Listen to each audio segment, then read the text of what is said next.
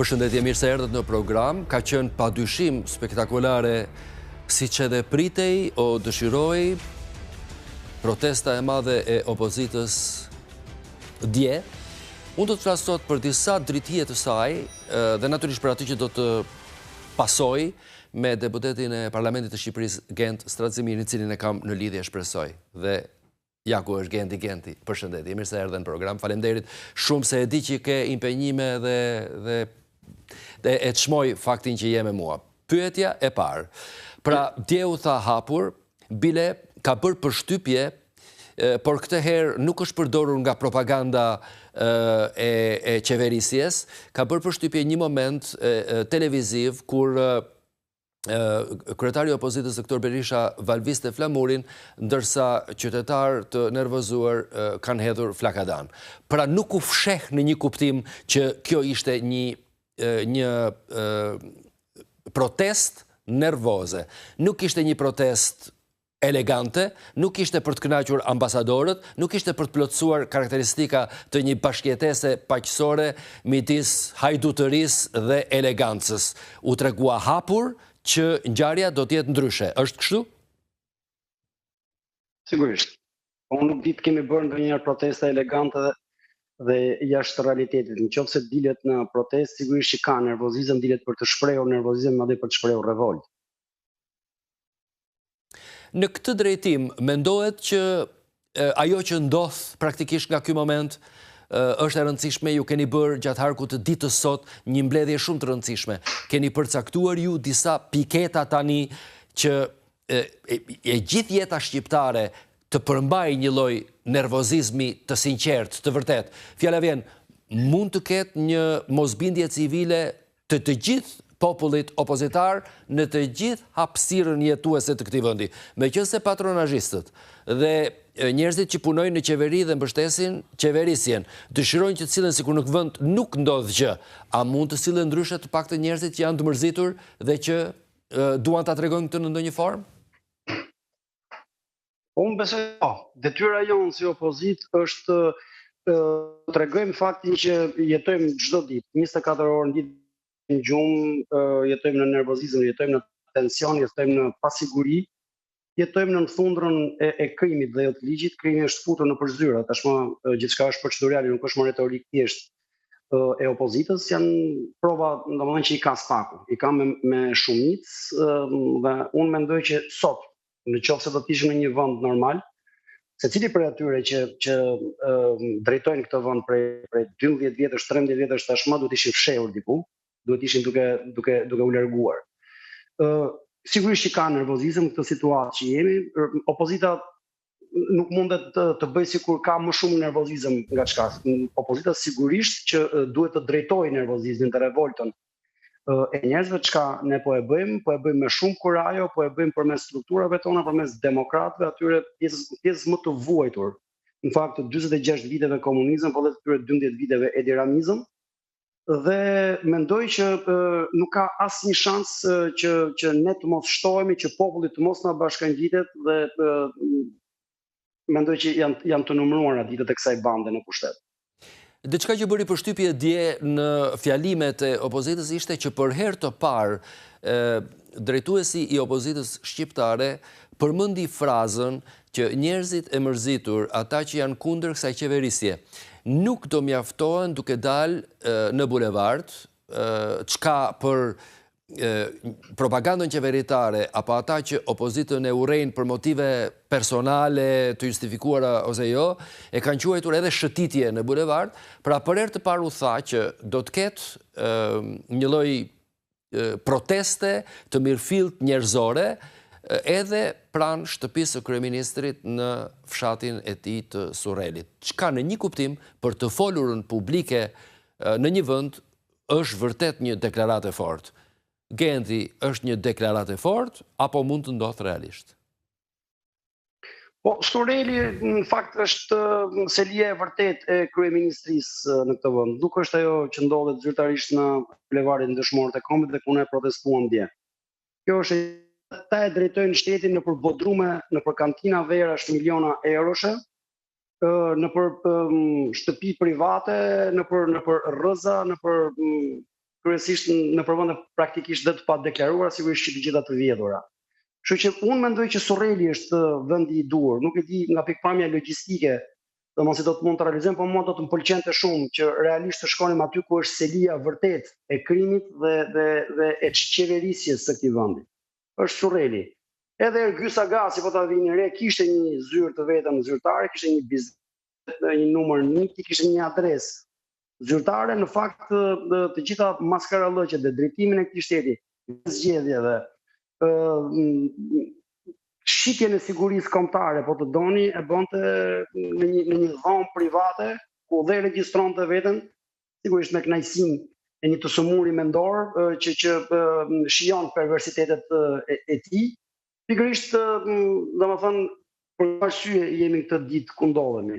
Unë mendoj që me të njëjtën me rregull treshi, Surreli është po ashtu selia e vërtet ku bëhen maskë, ku ndahen tenderat, ku vendoset cili ministër do shkatërrohet të prihet koka, apo siç shpreh Ergyll Sagasi me fjalë të cilat unë nuk mund t'i përsëris dot, besoj më mirë kuptoni, dhe cili do të bëhet ministër, zëvendës kryeministër, se çdo të bëjë gjykata kushtetuese, se çdo të bëhet me Stakun, se çdo të bëhet me filan gjyqtar apo me X polic. Kështu që po, në qoftë se do të kishim realisht rrethanat logjistike, unë do të isha i parë që do të nisesha drejt Surrelit. Do të bëj një pyetje precize këtë herë edhe për diçka që zakonisht vjen me një lloj kujdesi në të folurën publike, në pyetjet e gazetarëve, në qoftë se nuk duan që të tingëllojnë si thashë Themnaja ose si teori konspiracioni, po në përgjithësi drejtuesve të shtetit ju diskutohen veprimtaritë e tyre, veprimtaritë të afërmëve të tyre të karakterit profesional, pra njerëzve që marrin vendime. Rrallë ju diskutohen edhe bashkëshortet. Për herë të parë, në harkun e të paktën 2 muajve të fundit, ka bërë një përshtypje jashtëzakonisht të madhe në Tiranë dhe konsiderohet një element që mund të kushtëzoj fatin politik të qeverisjes Rama. Është diskutuar shumë veprimtaria jo direkte, indirekte, por shumë e fuqishme dhe natyrisht e prekshme e zonjës së tij. A mund të ma shpjegosh ti vetë si një antar i parlamentit, drejtuesi themi Partisë Demokratike, opozitës përgjithësi, atmosferës që njeh, njerëzit që bisedon, takon etj.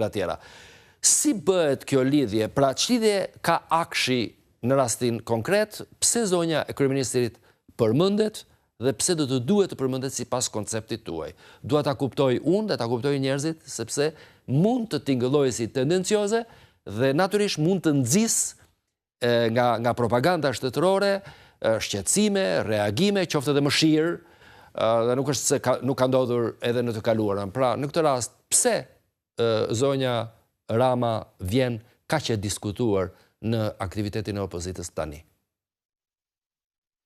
Po është më e vjetër se kaq, kjo që thoni. Në qoftë se e mbani mend në vitin 2013 që kur shpalli qeverinë e parë, ne kemi thënë, dhe në fakt ashtu cilësohet ajo, veçanërisht në politikën, po themi anglosaksone, ky i paraqiti shqiptarëve një kitchen cabinet. Domethënë të njerëzve shumë të afërt nga ata që mblidhen dhe gatuajnë bashkë, hanë bashkë, njerëzve praktikisht të shtëpisë. Njerëz të lidhur me të njëjtën grua, me të njëjtat historira, njësoj si ky.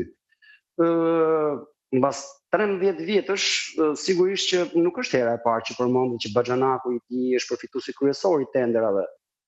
Jo vetëm në Aksh, përpara se dilte Akshi. Domethënë leje ndërtimi pa leje, zënje hapësirash publike, përfitues tenderash, derisa më në fund doli Akshi.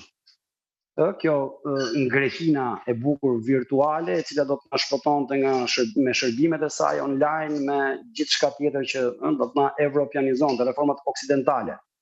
Që në momentin e parë që ky nxori si krijesën e tij Akshin, para diellën po e quajmë, përshton me njëherë që përfituesi kryesor i tenderave është Baxhanaku i tij. Dhe sigurisht që lidhja me Baxhanaku nuk mund të çojë që mos ta kesh përmes gruas. Së fundmi, rasti më i fundit është dëshmi ad personam, ish zëvendës kryeministit, personit më të afërt tij, i cili ka qenë i pari që ka thënë Akshi nuk është Mirlinda Kaçanaj, Akshi nuk është asnjë institucion shtetëror, Akshi drejtohet nga Surreli dhe aty është Linda Rama. Në fakt tashmë provat procedurale që ka Spaku, vite më pas, ne kemi thënë të parët, Arben Ahmetaj u bashkangjit duke dëshmuar si një i penduar, në fund tashmë ne kemi një javë që kemi në dorë provat se çfarë bëhej me Akshin, se si një tender që zgjas që një shërbim që kushtonte $2 milion, duke pirë një verë që kushtonte €33.000, bëj direkt $4 milion, nuk ka probleme me $4 milion. Në grupin e atyre 4-5 personave, kitchen përfitues, po themi, që kanë përfituar fondet brutalisht nga Akshi, sigurisht me këtë rregull që sapo ju thash, rezulton Baxhanaku i tij, që do të thotë merr vlerë më shumë se kurrë fakti ajo çka dëshmoi dhe çka denoncoi Arben Ahmetaj, ish numri 2 i tij, ish Belinda i tij, i cili thotë Akshi është Linda Rama, pik, period. Kështu që unë besoj që jemi shumë larg të trajtuarit të gjë si retorikë politike si akuza nga opozita. Tashmë flasim me prova procedurale. I ka Spaku sigurisht që nuk është i Sali Berishës, asnjëri prej tyre nuk është Tropojan, asnjëri prej tyre nuk vjen nga Viçidoli, asnjëri prej tyre nuk është demokrat, nuk është zgjedhur asnjëri për shkak të influencës, votës apo pushtetit politik të Sali Berishës, përkundrazi. Spaku u bë pikërisht që të shkallmonte në ditën më të zezë të korrupsionit në Shqipëri, të shkatronte korrupsionin e Sali Berishës vitit 2006, 2007, 2008. Kështu që nga kjo pikpamje, cili do që vendos ta debilizojë dhe të luajë me fytyrën e vet, do të thotë që janë retorikat opozitës dhe nuk ka asnjë dyshim që është bashkëshortja e kryeministit, unë besoj që s'ja vlen as të merreni me të. Ajo që do të thoja, dhe që përveç rastit se ju thoni nuk ka grua kryeministi në botë të përfshirë kaq shumë në korrupsion dhe në vjedhje. Këtu nuk kemi përpara një korrupsioni apo vjedhje. Ka 12 vjet që nuk klasifikohet më si vjedhje. Vjedhje e mësuar të quajmë diçka tjetër, është dënuar vazhdimisht. Po nga Altin Domani pa u bërë Spaku, pa u bërë ky trajtim që kanë. Dhe me sukses plot veçanërisht vitet 2005-2013. As korrupsion nuk është, se korrupsioni është diçka tjetër, ky është buxheticid. Sa herë kanë vendosur firmën, kanë luajtur me buxhetin nga fillimi deri në fund, deri në centin e fundit. Deri tek fleta e sallatës jeshile tek restoranti i Beqes. Firma e tyre është një armë shkatërrimit të masë të buxhetit të shtetit, të parave që ju mungojnë shqiptarëve. Kështu që prandaj them është një situatë krejtësisht e paprecedent, nuk ka asnjë habim që aty të jetë i përfshirë cili do nga personat që i rrethojnë atë. Është një organizatë kriminale tashmë e provuar kjo punë, e cila po i bën kashillëk shtetit. Po i thot shtetit dhe drejtësisë të kam bërë unë, s'më ke bërë ti, unë të bëra, unë të shkatroj. Nuk pyet për ligje, nuk pyet për vendime gjykatësh, përkundrazi, mbron haptazi politikisht numrin 2 të dytë që ja kanë kapur të tretë bilës, duke llogaritur dhe Erion Velien që politikisht ishte numri i dytë, ishte delfini i tij në parti dhe kjo diej. I kanë kapur numrin e dytë i kanë kapur Mehmetin e dytë në qeveri duke çfarosur buxhetin.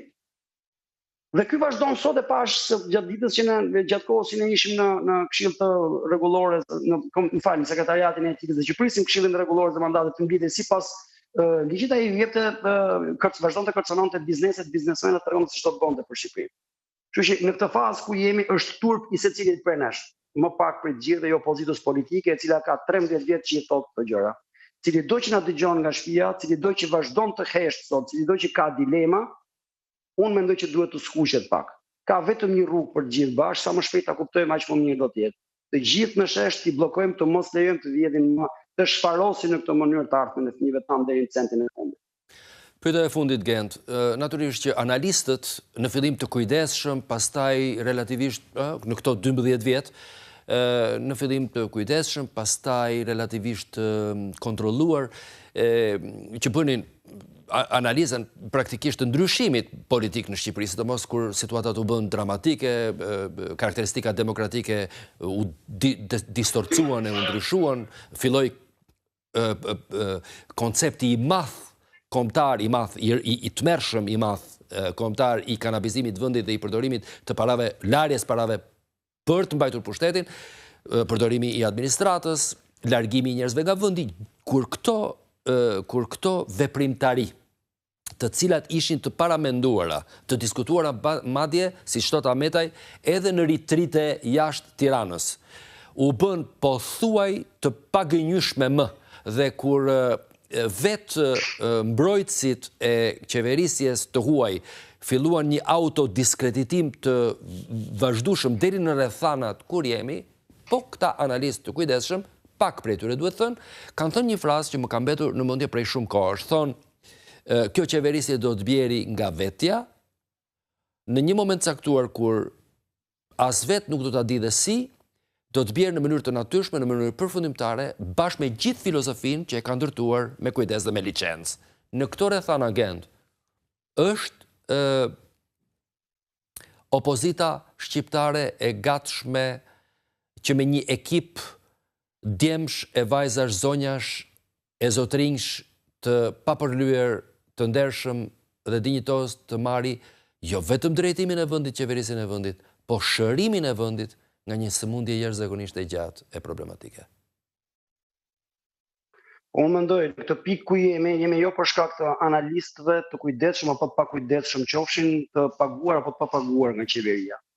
Unë besoj nëse sot nuk habitemi për çfarë po dëgjojmë nga SPAK-u dhe nga provat procedurale, është edhe për shkak të opozitës. Është e para që në vitin 2013 që ka praktikisht çmontuar skemën që kishte për ta mbushur parlamentin me kriminal, se e kemi harruar. E nuk janë kriminal, janë kriminal krimesh të rënda, kur bëhet fjalë për rrugëçër të vegjël lagjesh.